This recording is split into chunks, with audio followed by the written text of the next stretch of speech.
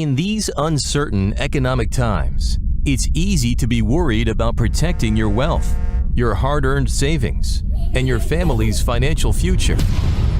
Plunging interest rates, the devaluating dollar, and political unrest constantly threaten what you have worked hard to earn and all that you own. That's why now it's more important than ever to protect your assets and have the money you need to make your dreams come true.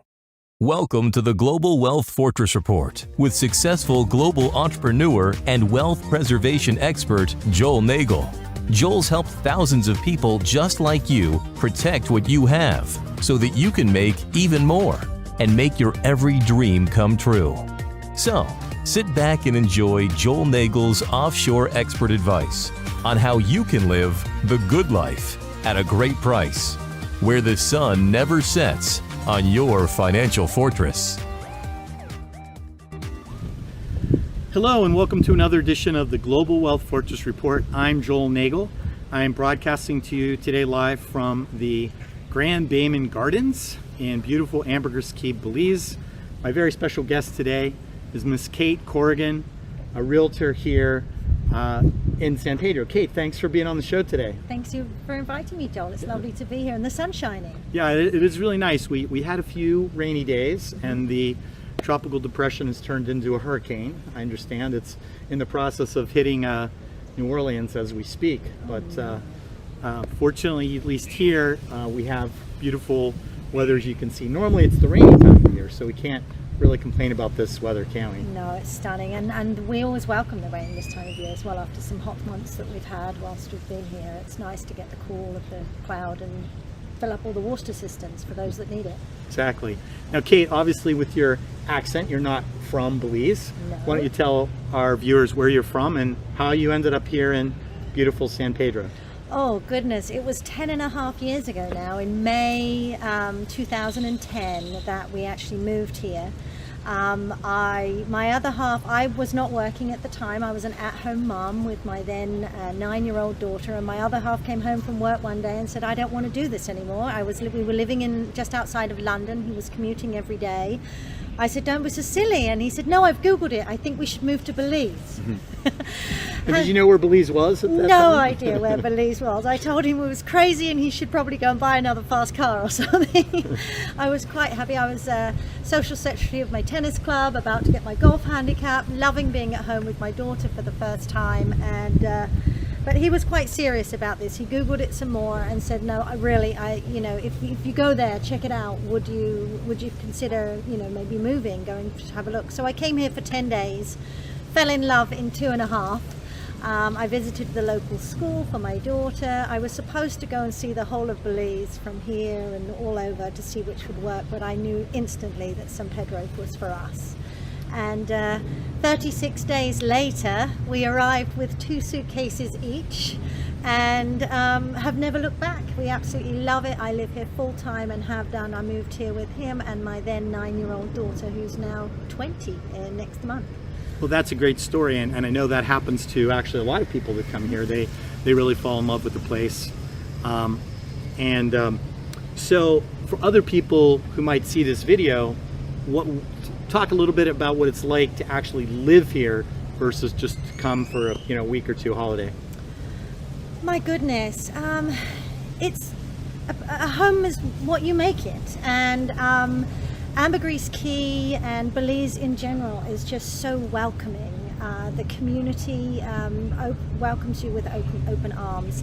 I had a 9-year-old daughter. This school, the principal of the schools that I went to, I chose the Island Academy for her, so I got very much involved with the family group from the onset. We're also very social beings. We did bar hop and enjoyed lots of the culture that way as well. It was an easy transition from me, coming from a coastal town in the UK, moving to San Pedro. It's a fishing village now, tourist driven. So family said to me, what are you going to do on an island in the Caribbean? And I now, 10 years on, have friends all over the world. I generally staycation even after 10 years. I work very hard, so the time that I have off, I'm diving or kayaking or exploring the mainland. there's so much to do just here, and yet everywhere else is so close. I've been welcomed, and there's industry. You can be as entrepreneurial as you like. If you're family orientated, especially over the last 5 years, there's now a much younger group, a younger family group, and digital nomads as well, that have created CrossFit boxes and yoga clubs and walking groups, and just so much to do. And yeah, there's work here for those that want to set up businesses of their own and can do a lot online. You can do a lot. That's really encouraging. Now, you are a realtor, and you work for Keller Williams. I think you have your own agency, right? Yes. Talk a little bit about what opportunities look like, particularly for people who want to move here, retire here. Give us just a sort of a taste for what kinds of things you have available.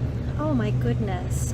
Whether you're looking for investment or to retire, or I think 2020 has kind of taught us a little bit about seizing the moment. Dreaming of doing it one day and then realizing that you couldn't do something has definitely brought a timeline up for many people. So there's single family homes starting all different prices, and also investment properties. Grand Bayman has some wonderful opportunities right here. And I think you're handling some of the resales. We have listings from anything from $100,000 up to $3.5 million, which is an estate at the top of the island with a, it's all self-sufficient that spans one side to the other. So anything that you are looking for can be found here. So the condominium lifestyle is usually what retirees are looking for, being able to live the lifestyle here and then travel to go and see family and friends and do all those things that they've dreamed of without the responsibility of a single family home and maintenance of that. That seems to be quite a lot what people are looking for. Okay.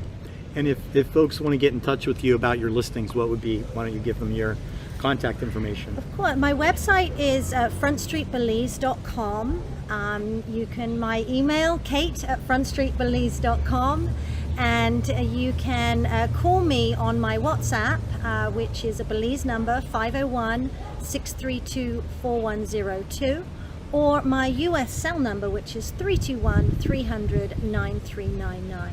All right, perfect. I hope that's a nice little commercial for you. Thank you. Now, I can't let you go without talking a little bit about the last 6 months here. You stayed. A lot of people, even expats, left to go back to wherever they came from. A lot of Belizeans that work here and live here also went back to other districts. So the island itself is pretty, I don't want to say it's a ghost town, but it's a borderline ghost town. Now, you've been here the whole time. Yes. Talk just a little bit about what it's been like to live here during this pandemic. Secretly, I've loved it.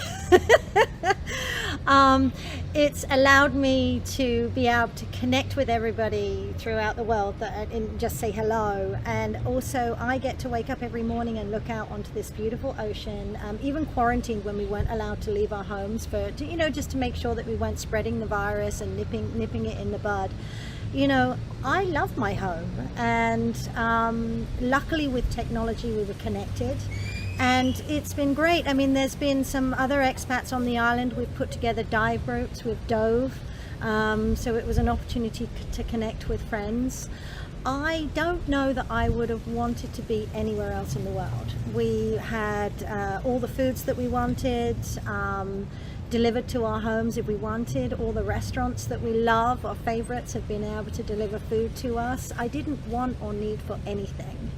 And I got to quarantine on a Caribbean island, which was quite nice, actually.